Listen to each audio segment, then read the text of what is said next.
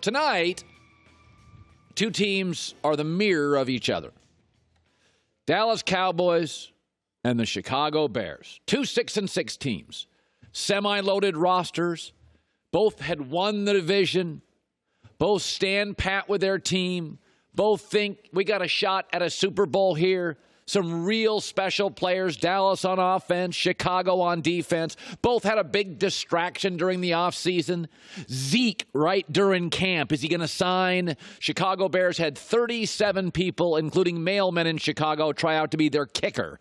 And here we are both terribly disappointed at 6-6. Now, in Chicago, they're blaming the quarterback, Mitch Trubisky.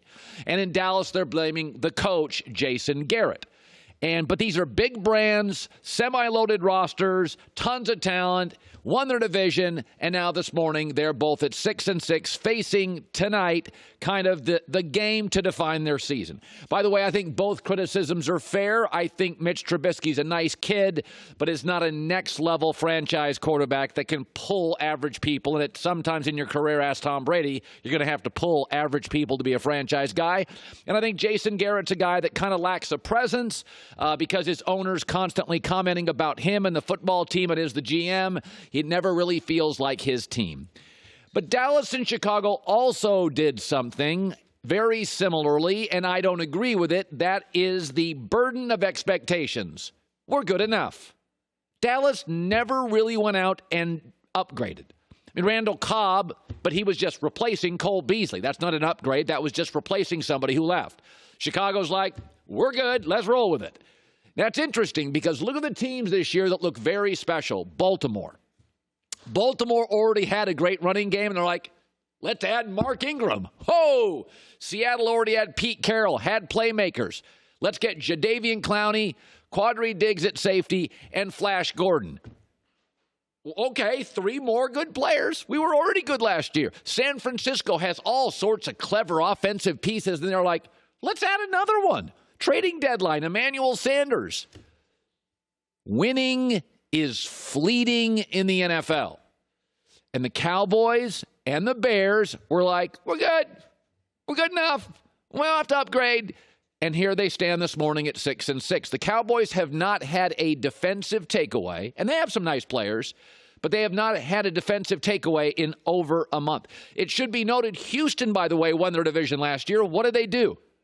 What did Houston do? Went and got a couple running backs, made a big deal to get a receiver, and then they got an offensive lineman, a left tackle, and they gave up picks. So Houston won a division. They're like, we're not standing pat. We're not standing pat. Baltimore already ran the football well. We're not standing pat. Seattle was already good. We're going to add 3 people, 2 in the middle of the season. San Francisco already had all sorts of explosive offensive players. We're going to add Emmanuel Sanders. Dallas, Chicago, we're good. And today they're not good. I like Dallas tonight. I think it's ugly. It's low scoring. It's going to be 40 and really cold. Weather not a factor. And the reason I like him is Dak. I don't blame Dak for all of it, but there are leadership qualities. I think he rises tonight. It's why I would make him a franchise quarterback, though franchise tagging him is not outrageous. 23-20, I'll take the Cowboys by a field goal tonight. I want to shift to something. You know, they're talking about why the NBA ratings are down, and I think a lot of it is because the NFL ratings are up. I think we have a lot of great stories this year, and most of them are quarterback stories. And I think the stories are so good, I find myself watching more NFL, and I haven't really burrowed into the the NBA outside of the Lakers and the Clippers.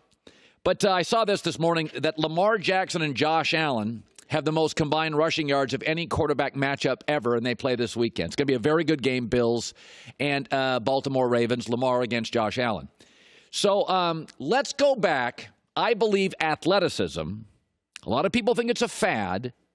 I do not. There's a big difference between a fad and the future. So let's go back. I'm getting new information now. I'm not a stubborn guy. I'm not a rigid guy. I am a creature of habit, but I'm willing to move off things. Not everything, but most things if you give me new information. So let's go to the draft 2 years ago, the 5 first-round quarterbacks. The most athletic one is Lamar Jackson. He's going to be the MVP. The second most athletic one is Josh Allen. He's 14-9 in 23 starts. The third most athletic one is Sam Darnold. He's actually found his groove, behind a terrible offensive line. The fourth most athletic is Baker Mayfield, a turnover machine whose lack of athleticism has actually hurt him. And the fifth most athletic is Josh Rosen. He has disappeared. He's in Florida. Maybe it's the Bermuda Triangle. He's just disappeared. In linear order, the more athletic, the more success. Because I don't believe mobile quarterbacks are a fad. I think college football has mostly moved to spread offenses. And because of the new CBA, we are seeing offensive lines more than any time in my life regress. What's the difference between a fad and the future? To me, it's sustainability. The Atkins diet was a fad. Eat steak, bacon, and eggs all day. You lose weight and have a heart attack. Sustainable is you're a vegetarian, a vegan, it's a plant-based diet where if you do eat that, mostly you'll be healthier and live longer. A fad is the Hummer. Remember that vehicle years ago? 4 miles a gallon, and you couldn't park it anywhere. It was a really ugly yellow building on wheels. The future is something like the Tesla. It's electric, doesn't make any noise, it's super comfortable, lots of tech, and we live in a tech world. The Wildcat was a fad. Hike the ball to a running back. Oh, it'd catch you off guard, and then you'd eventually have to pass. That's a fad. Mobile quarterbacks are the future. In order, Lamar's the best, Josh is 2, Darnold 3, Baker 4, Josh Rosen 5. Think it's a coincidence? Most athletic to least athletic. Who's succeeding? Because of what college football is giving the NFL and because of offensive line play more than any time in my life has deteriorated. This is the future. It used to be they called it a dual threat quarterback, right? The guy who ran. But that was the elephant in the room was he can't throw. It was either pro style, those guys win Super Bowls. I like those guys. Or dual threat, mostly runs. Now it's not an either or. You can't draft a statue. It's all over. It's all over. You have to be somewhat athletic. By the way, many of you have compared Lamar Jackson, who's on his way to being first or second in the MVP race. And I hear some Tebow and Kaepernick stuff. I always thought Tebow, I'll give myself credit here, I thought he was a fad. I didn't think he was as athletic, the combine proved it, as everybody said. He didn't run any faster in the combine in the 40 that I did in high school. And he was never a good thrower. Lamar Jackson is absurdly athletic and a better thrower. Lamar Jackson's not a fad. You know, a fad is the Wildcat, hike the ball to a running back, catch you off guard. But now the mobile quarterback is, he can beat you with his legs and his arm. And I think it's here to stay.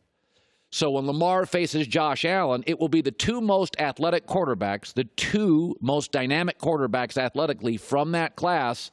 One's going to be an MVP, and one is 14-9 through 23 games, and it should be noted, getting better. Can't wait for it.